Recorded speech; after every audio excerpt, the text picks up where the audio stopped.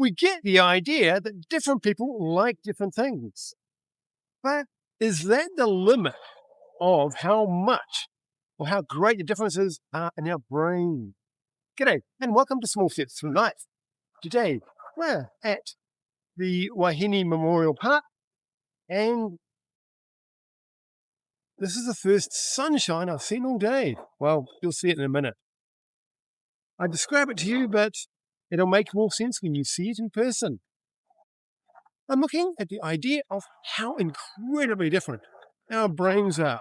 We are used to the idea that we have different preferences. Some of us like coastlines, and some of us like, well, sunsets. Some of us like bacon, and some of us like our vegetables. But is there more difference than just that?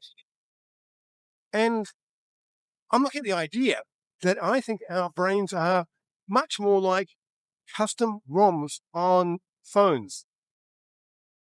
Each one, we've got to choose, or we've been given, different mixes of capabilities.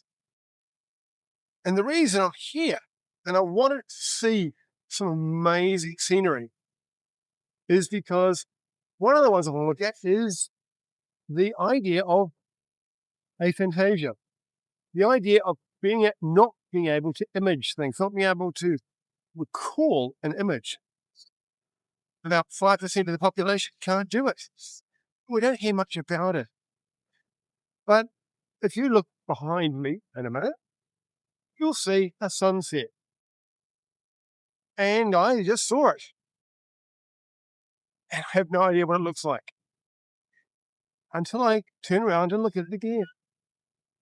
And then yep, I've seen that. But I don't have the ability to be able to reproduce it in my head. Aphantasia. Well, if I'm different in that way, and I never knew it, I think we'll find that there's a lot bigger differences in how we think. We go from the default of thinking we are all the same, apart from our preferences. And then when we talk to people, we wonder why our ideas don't land. It's not just a difference in our preferences. It's in our ability to conceive of different ideas, different priority sets, different capabilities entirely. If I have a discussion with you and you're talking about something that you can recall seeing and you start describing it, and then you say, imagine seeing this great sunset. And I'm thinking, yeah, right. Already the conversation has collapsed. So what do we do about it? So for me, because I know that we think differently, I don't expect you to agree or disagree with any particular idea I share. I try to share the idea in a way that it actually doesn't take any particular thinking method.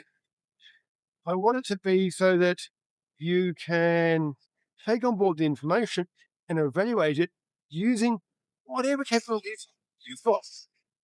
If you're a visual thinker, I try to visualize. Yes, like use those. Use lots of different ways of things in the hope that some will resonate with you and some with the person next to you. So how do you communicate ideas? Do you frame them so that you will understand them? Or do you think about your audience? Are you aware of how incredibly different their brains might be and how you might not be connecting with them at all, even though your ideas are great? Pause and look at your audience. See them as unique people. And once you start doing that, it'll be a bit more of a challenge, but you're going to have a lot more chance of success at connecting. Give it a try. And from me to you, I'm going to say, see you later.